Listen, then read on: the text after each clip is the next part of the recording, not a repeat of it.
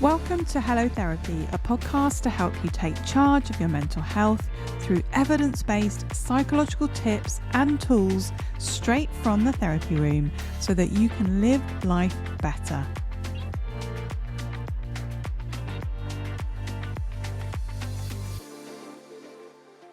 Boys don't cry, man up, showing emotions is weak. Have you come across these unhelpful gender-based narratives that exist in our society?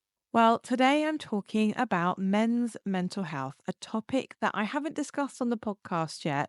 And to be honest, it is long overdue. Today I'm joined by Dr. Matt Slavin, who is a clinical psychologist, high performance coach, and founder of the Burnout Psychologist. He specializes in supporting highly driven men to overcome stress, trauma, and burnout. We talk about the shocking statistics around male suicide and explore the mental health struggles that men can experience and why men can find it challenging to open up and seek help. We discuss practical strategies for men to begin the conversation about their mental health and how loved ones can support men in that journey. A quick trigger warning here, we do touch on themes around suicide, so please do look after yourself and come back to the episode at a later date if you need to. So let's dive in. Welcome, Dr. Matt Slavin, to the Hello Therapy podcast. It's so good to have you here. Oh, well, thank you so much for having me on, Liz. Lovely to see you. We know each other, don't we, from way back in the day. So you did an older adult placement in our service, didn't you? I did. With working out many years ago. Yes. But back to the present day. So do you want to tell our listeners who you are and what you do? Sure. I'm Dr. Matt Slavin, so I'm a clinical psychologist, and I do a lot of work around men's mental health, which we'll talk about, Yep. and workplace performance. And so online, you'll find me around the Burnout Psychologist, because I do a lot of one-to-ones, but a lot of workshops focusing on mental health and stress management, really, in helping people live the life they want to. Brilliant. So, yes, we are here to talk about men's mental health. And we're recording this on International Men's Day, which I didn't realise until this morning. So, that's a happy coincidence, isn't it? Yes, it is. We say for one day, maybe men will get celebrated, but Yeah. we'll keep it quiet. I won't celebrate too loud. And the other thing that I was reflecting on was that you are the first man on the podcast as a guest. And I was thinking about why that was really. So a lot of the guests I've had on have either been therapists or clinical psychologists. And I think that does reflect our profession, doesn't it? And actually, I looked up the Health and Care Professions Council diversity statistics, and I thought I'd start with a little quiz. Oh, okay. So what percentage do you think there are of people who are identified as male who are registered as practitioner psychologists in the HCPC? Do you say? Oh, so that involves all practitioner psychologists, doesn't it? Let's Yeah. go with. I think it'd be higher if it's just clinical psychologists. Lower, sorry. I'm going to go Mm. with 35%. Okay. Wrong. That was. It's actually 17%. Really? Yes. It's Wow. extraordinary, isn't it? Well, I was in my clinical doctorate. We had Mm. 14 in our doctorate, and 2 were men. So Yeah. that's 1 in 7. So Yeah. that's about right. Jeez, that's Yeah. accurate. Mm. So not many of us men, No, there's not people many. who But identify as men around. I guess it's interesting, and maybe we'll think about this later on in terms of men accessing therapy and therapy services and what are the barriers. So maybe we'll kind of hold that in mind for later on, perhaps. Yeah, Yeah. yeah, absolutely. So I wanted to start with that awful statistic around suicide for men. In that, I think it's that, statistically, men are much more likely to die by suicide compared with women. So, why do you think that is? And what do you think men tend to struggle with, sort of from a mental health perspective? It's really shocking, and I think it is worth starting with the fact that men are much more likely to die by suicide than women. If we think about it in binary gender terms, that Yeah. on a even looking at global trends, men are 3.5 times more likely to die. Mm. So I know there's data from a few years ago. So in 2021, we have data. Mhm. And around that time in England and Wales, 75% of deaths by suicide were from men. Wow. Um, and I think it is worth like saying out loud that it is a really significant number of men Yeah. who find it as their way when there's no way out. So I think Mhm.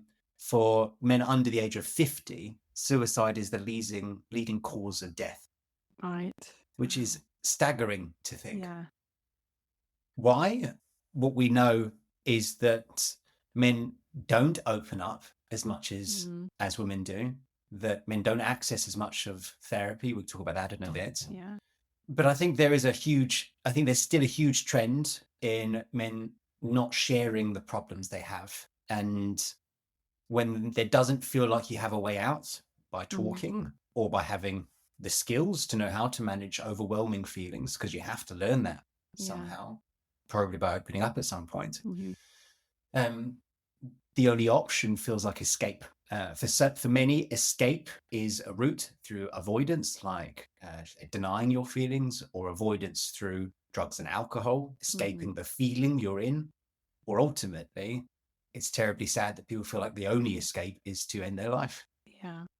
And I think the data would say, in my experience, is that men haven't built the repertoire of how you talk about difficult stuff or how you Mm. manage when life is not looking good. Mm. Maybe in a binary way, girls grow up with gains of talking and sharing, Mhm. and men grow up with doing. And when you can't do, when you don't feel you're on top of things and life feels like it's falling Mm. and you don't know how to open up, it's like, where do you go? Yeah. Yeah. So in your work, do you see men, do they sort of present to you with things like depression mainly, or is it more anxiety based stuff? I see it mainly stress and anxiety. Okay. Yeah. I feel like depression as well is a hard one to reach out for support with. Often Yeah. it means you have to get in a really bad, really stuck place before someone almost pushes a guy into a Yeah. GP's office or somewhere and says, you really need to do something about this. We're really worried about you. Mm. So often, if people are coming out to me, they're coming because they're feeling they want something to be different and they're finding themselves incredibly stressed and anxious to get where they want to be. Mhm. But what's interesting, when I looked into some research around depression a few weeks back around men, there's also recognition that men are underdiagnosed with depression because it might present as differently with men than women. Right. And if you were looking at a diagnostic statistical manual, a GP might say, Yeah. "What's the diagnosis Mhm. of depression? How do we know what this is?" That often in men, they might actually be externalizing a lot of their symptoms through anger, aggression, irritability, Mm. and it might not look like depression of shutdown Yeah. or fatigue.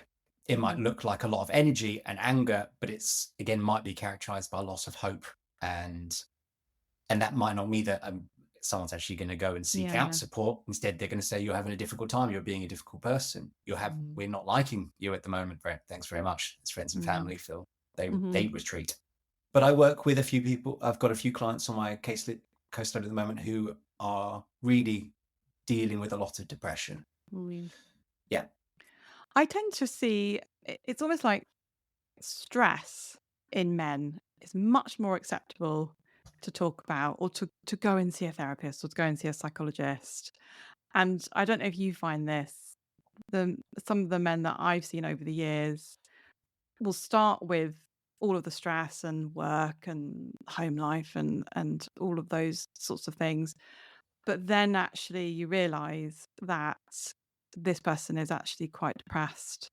And while stress is part of the picture, the most important thing to really dig into and to really think about with that person is, how are you feeling? Let's look at the low mood.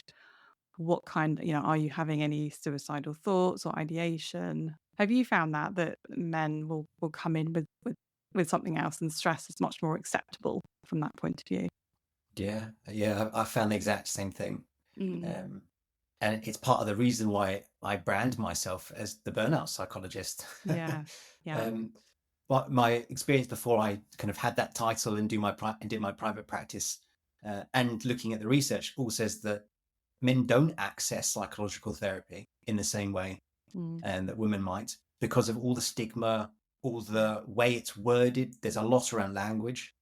So mm, I see a lot of men who come to me and they want to perform better. Something's got in the way, like stress, yeah. or they find they just don't have the energy levels they want in order to achieve what they want.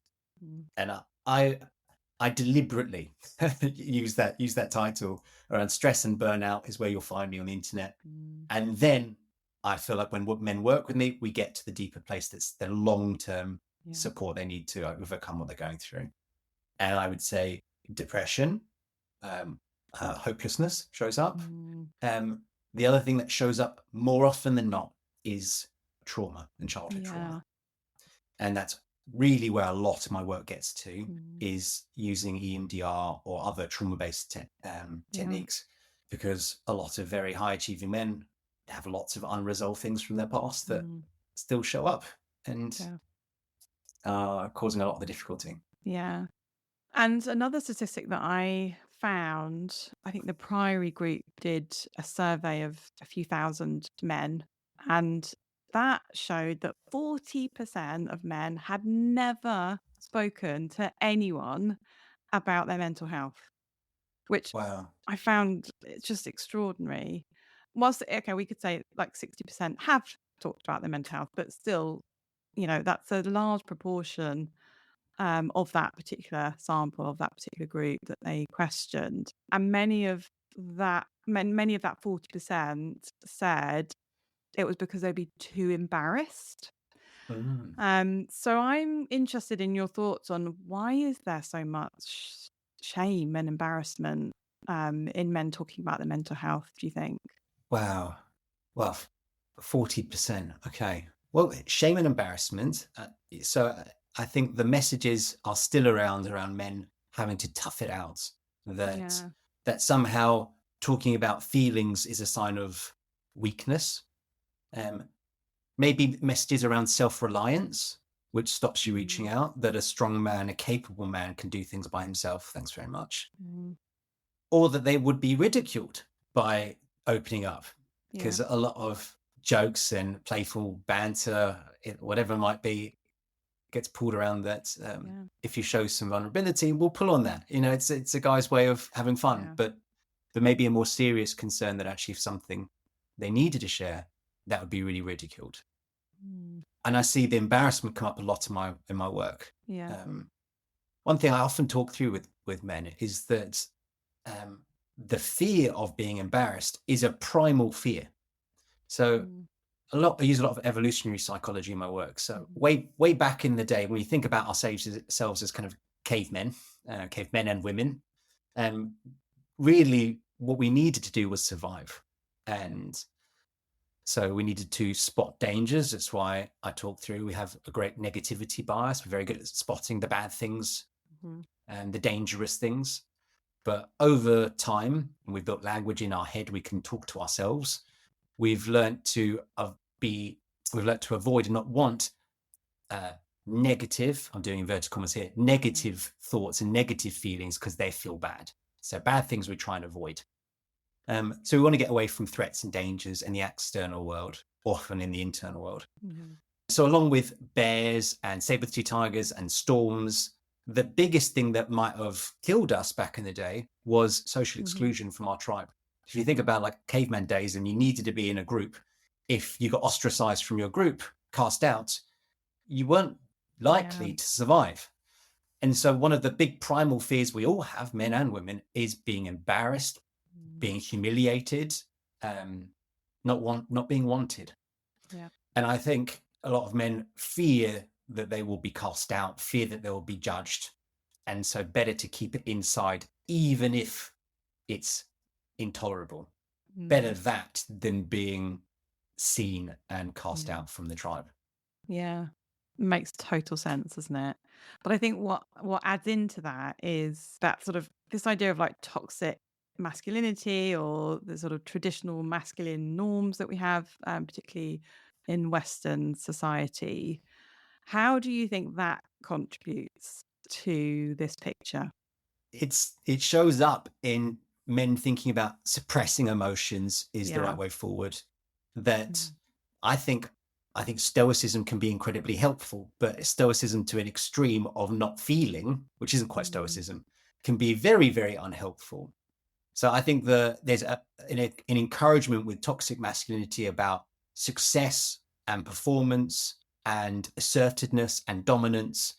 So Mm. what happens then when you're not feeling great? If you need to rely on someone where you're not top, you're not being dominant. Yeah. So then is it binary? Are you then failing in life? Or if you're meant to be self-reliant, if then you need someone else to help you through a moment, are you then failing Mhm. as well? Mhm. And I think anything that's seen as such a binary term is very dangerous because Yeah. you're either winning at life or you're losing at life.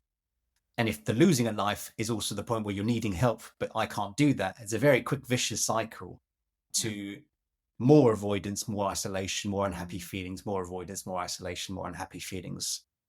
And we go back to where we started with Yeah. how do men find their way out at that point? Mm. But, Yeah, and the thing, like a word that comes up in a lot of my sessions with men is strong. I'm either mm, strong or I'm weak. And even just getting into the therapy room or online or whatever, however you're doing it, feels like a massive, massive step. Not all the time for all men, but certainly witnessed that many, many times over. And I don't know if you found this, but in my work, I tend to feel like I need to work quite hard in those initial sessions to engage a man or someone in that process and to really help them to feel like it's okay, like this is a safe space. There isn't going to be any judgment around whatever they say. Have you found that? Just to let you know, if you struggle with anxiety or OCD, I want to personally invite you to check out my YouTube channel. I have a growing library of videos that offer practical step by step strategies to help you cope with all types of anxiety and OCD, leaving you feeling more empowered and confident in managing your mental health. So head over to YouTube, search Dr. Liz White, or hit the link in the show notes. And don't forget to subscribe for regular tips and tools that you can use to start feeling better today. Let's get back to the episode. yeah, yeah, yeah. I think it's a really strange space for many men to turn Mm, up in. yeah, They just maybe they fear the judgment, but maybe they can't even put a word to it. They just feels uncomfortable. It just feels yeah, odd. Like I don't yeah, talk this way. I don't talk about this stuff. yeah. Um, so I might go gentle in those first few sessions, in terms of just being really explorative, letting someone speak, letting them tell their story. That's often where I might start actually, Mm, is help just saying, no, I don't know you. And you tell yeah. me how you found yourself here. You tell me what's important. And that might happen a few times in different ways, because that might Mm, start giving someone the ability to talk out loud mm-hmm. the story that they don't really know how to tell. Yeah, Um, and I will do lots of curious questions. Lots of I don't understand that bit. Could you help me understand? yeah, Um, and for many men, going back to traditional clinical psychology and drawing out visual diagrammatic formulations can be very, very helpful, yeah. because I think that is a really nice way to map out. And I guess with a man's analytical brain, if we're just leaning into Mm-hmm. that kind of uh, that side of what we might think men might be, is more analytical or than emotional Mm-hmm. potentially. Um, is that it's really nice to really helpful to see it. Quite quite hard to look on a piece of paper and to think how and why you're stuck and how some of your actions might lead to keeping yourself stuck, Yeah. but also how freeing to see, okay, I've had this many times where I've drawn a diagrammatic formulation out with men. I had this not long ago, which is a repetition of many men have said to me, oh, it's not 20 things, it's only three things that keep the three things. Yeah.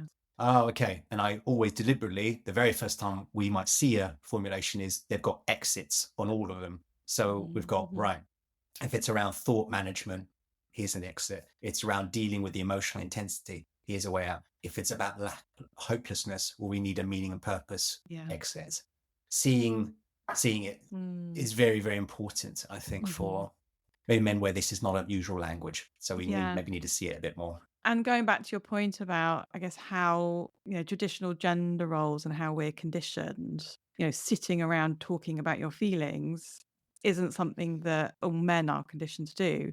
It's much more comfortable for women or females to do that, isn't it? So as you say, I've always got a whiteboard in my therapy room, and it is definitely a way of engaging someone in that process and just making it less, almost like less formal. Mm. So yeah, I really see that. To your point, you said something earlier, and I wanted to pick up on that around, I feel like, language. And there are some researchers that I came across that talk about men having lower, I think they called it mental health literacy. So they sort of define that as the ability to think, name, identify, recognize emotions. So, would you say that men have lower mental health literacy? Yes. Okay, I okay, think I'll go on record saying yes. yeah, Um, because, well, at least the men that I see, and I think even yeah, that's a select people who are willing to do the work. sure, um, I start with the basics of emotional literacy with everyone. I mm, don't assume anyone knows it, because I really don't think, particularly, I'm based in the UK, and I mm, think particularly men over 30, 40 haven't really often learned to really basics. I do basics work there in how to yeah, identify emotions. You first need to be able to identify sensations in your body. So interpretation uh, is really one of those key things, but mm, labeling it is really important, and then mm, modulating it is really important. And so often people want us to the strategies. Give me the strategies to manage the uncomfortable yeah, feelings. That's the last piece of the puzzle. Unless you know what you're feeling when you're feeling it, there's no point in having a good strategy. mm, So I wind yeah, it right back, and we go through, I give everyone a list of emotions so they can actually see the emotions wheel and see yeah, all the different words for more than just anger and sadness mhm, or happiness. I give everyone a feelings or sensation wheel as well. So we've got more words to be able to describe the mm, bodily sensations. And that becomes a starting point. yeah, I find, well, particularly very analytical men that I work with. So I often, like I said before, I often meet people who want to better themselves at work, which are very performance-driven mm, mindsets. So they are, in that sense, probably more analytical. They mm, listen to their heads rather than their hearts more. But I think they've either not learnt how to tap into their body and tap into their feelings, mm, or they have unintentionally suppressed their thoughts, feelings, sensations for so long that it's like a self-deception. They don't really know how they mm, feel because they don't allow themselves to feel. yeah, Either way, I see that. And so we start with a lot of work on getting back into the body, yeah. getting back into thoughts and feelings. And that suppression can also be intentional, can't it?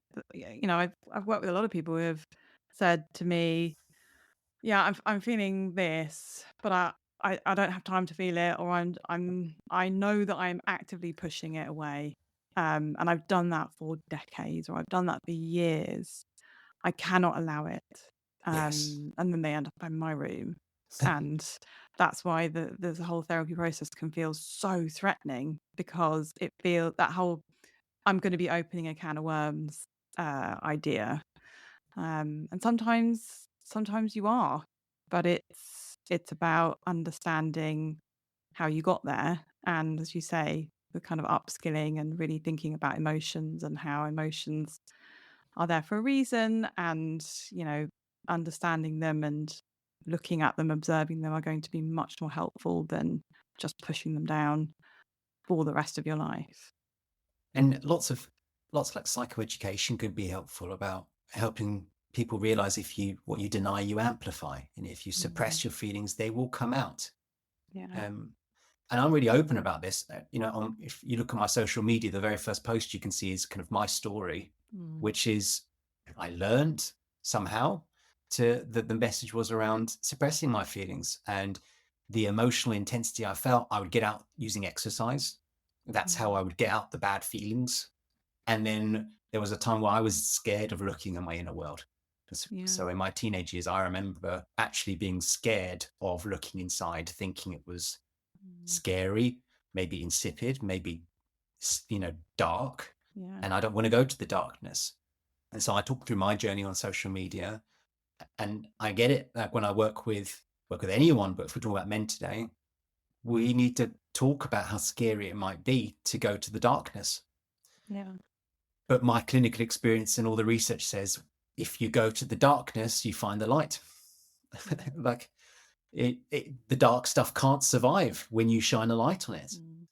And so all the research around shame, which is that big, powerful predictor of harmful behaviors and Yeah. suicide, that actually when we know we talk things out loud, when you shine a light on them, oh my gosh, it's uncomfortable. Of Mm. course it's uncomfortable, but it's one of the most powerful ways to reduce risk Yeah. and to not let these things survive. Yeah. So we go to the dark, and that's where we find the light. Mm. And my next question was on how can we reduce shame and stigma for men and their mental health? And, you're doing it by putting your story out there and, really giving that some space. For all the bad of social media, and Yeah. I think intentional use of social media can be really good. There are some really great messages out there about Mm. really influential men, people that Yeah. young boys that men will look up to. No, Yeah. the other way around. Men that young boys will look up to. Yeah. That way around. Um, where they can see that they're human, they feel deeply. Mm. The greatest sports idols, talk a lot about their mental game, even if we have to talk about it like that. Yeah. So whether it's Ronaldo or talking about performance and sports psychology, or many rugby players talking about depression and Mm. anxiety, that opens the doors to realize this is normal. It's part of being human. And I think education and awareness is a huge part Yeah. of helping reduce shame and stigma. Hmm. But I think another challenging part of reducing shame and stigma is saying, well, let's talk about it more. And it's a nice thing to say, but many men, if we're staying with men, feel like, how on earth do I talk to my friend about this stuff? Yeah. When we meet up, I just want to do what we do. Maybe we avoid talking about the difficult stuff Mm. because maybe they're not equipped to be able to feel like they know how to handle the difficult conversation. Yeah. And that's hard too, knowing you want to help, but you don't know how to help. Mm.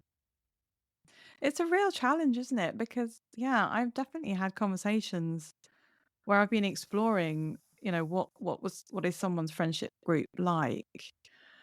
Yeah, and do you talk about your struggles with your best mates? And a lot of the time people say no.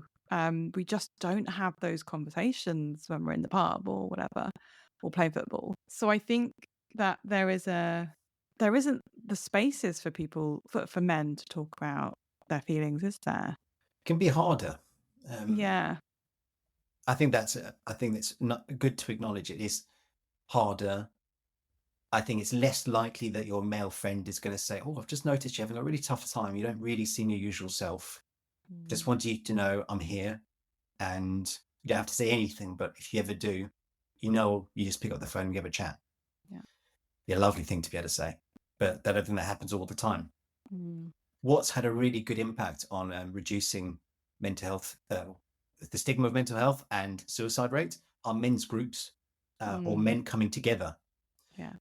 So there's some really great groups around the country that are more like community groups, and saying this is a normal thing. Anything from like clubs to people, like very specific groups with purpose, like Mm. Andy's Club and talking groups, sacred sons, more Mhm. spiritual groups where people come together and talk about what it's like to be a man in Yeah. this modern world.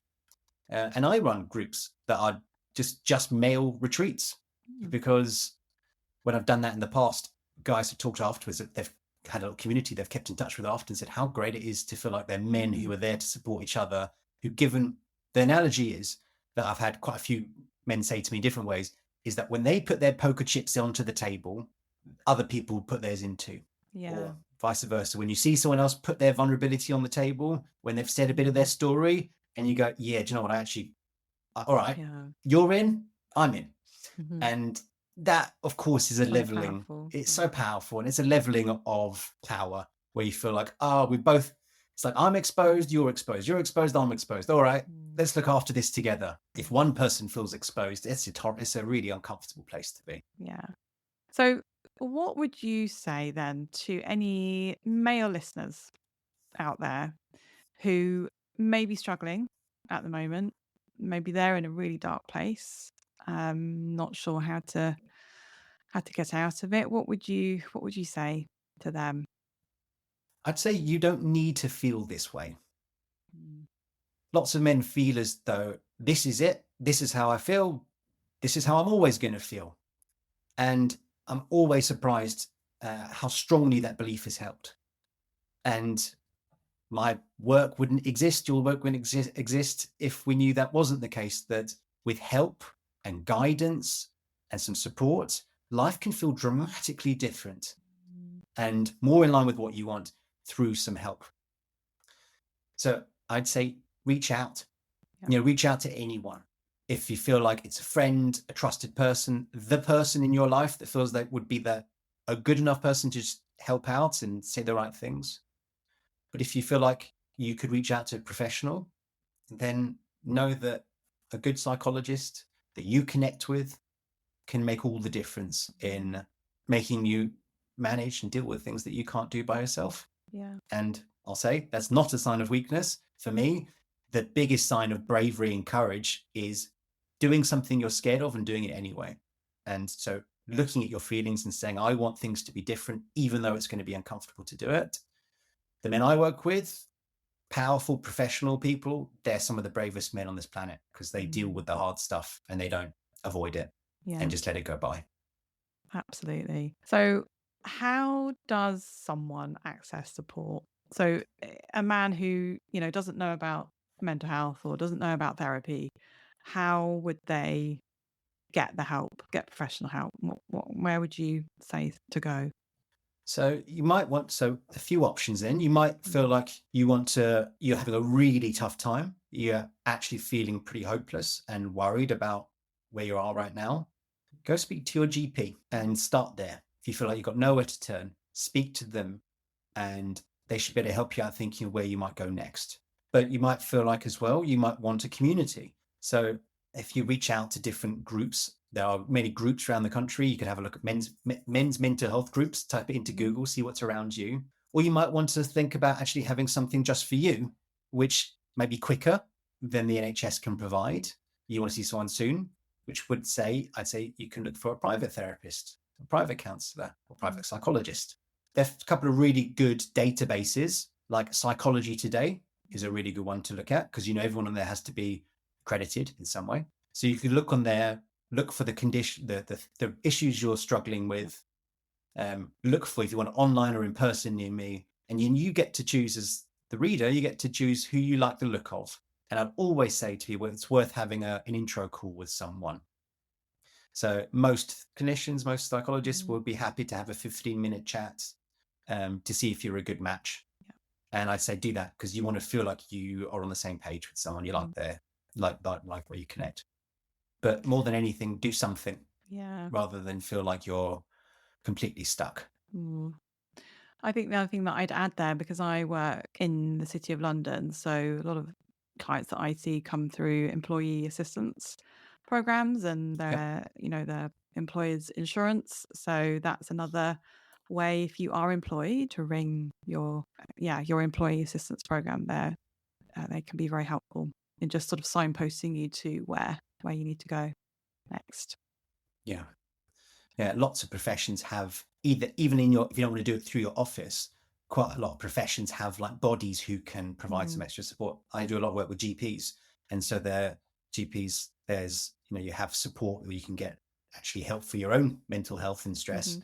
which isn't directly through your practice. So you might want Yeah. to think about your profession, wider where you might get Mm. help and support. Mhm. The other thing that occurred to me there was a lot of our listeners are female.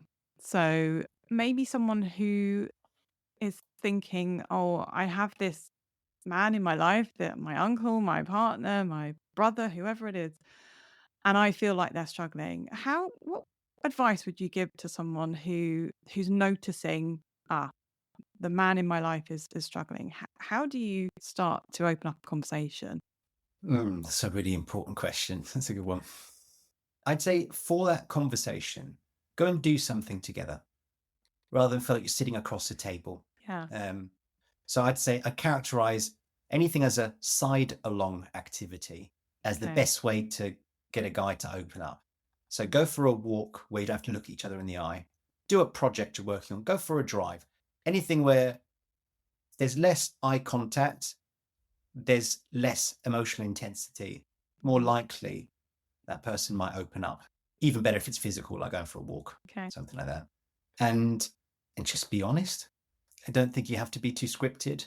Yeah. Um, I think something active, you're not face to face. Be honest with how you feel. I statements. I'm worried that. I feel Mm. that. And lastly, don't go straight to problem solving.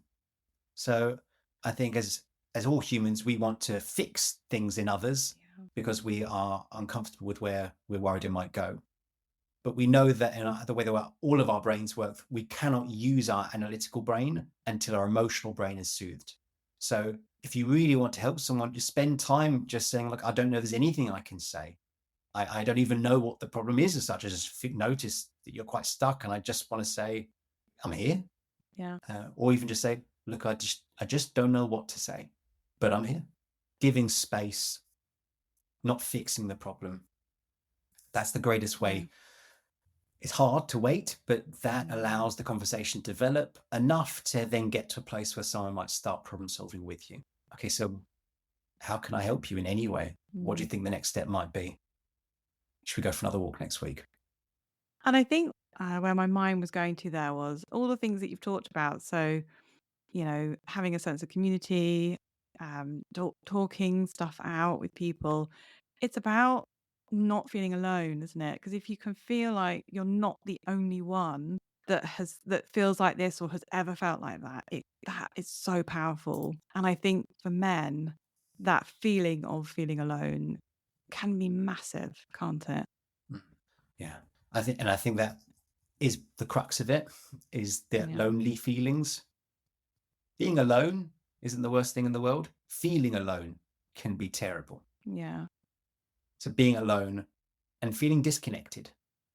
Mm. I think connection to yourself and knowing yourself and your purpose in life, connection to others and feeling connected to others meaningfully, connecting to your environment and place and community Mm. is wonderful for life and mental health. Yeah. Disconnection to yourself, disconnection to others, and disconnected from the world is a really unhappy place to be. Yeah. So, what's one thing that you want someone listening to take away, or a man listening to take away from this episode? That the ultimate sign of strength is embracing your vulnerability and the dark stuff. Yeah. And I think my one thing would be, and you're not alone. Matt, thank you so much for coming on today. You're welcome. Thank you so much for letting us talk about this really important Yeah. topic. Thank you for listening to this episode of Hello Therapy. If you found it helpful, don't forget to subscribe, follow, and review. You can get more well-being and mental health tips by joining our email list and visiting the resources section of our website at harleyclinical.co.uk. The Hello Therapy podcast and the information provided by me, Dr. Liz White, is solely intended for information and educational purposes and does not constitute personalised advice. Please do reach out to your GP or a mental health professional if you need support. Until next time, take care of yourself.